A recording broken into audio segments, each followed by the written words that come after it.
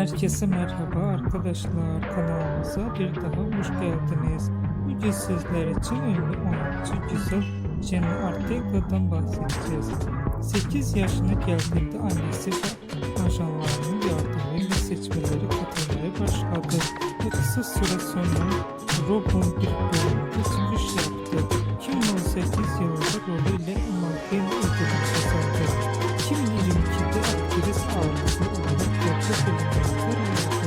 Scream, Squid inşaltı falan davetli tuz spor filmlerindeki aktif rolü için ve yöneticilik herkesi lakabı takıldı. Bu videoların devamı gelmesini istiyorsanız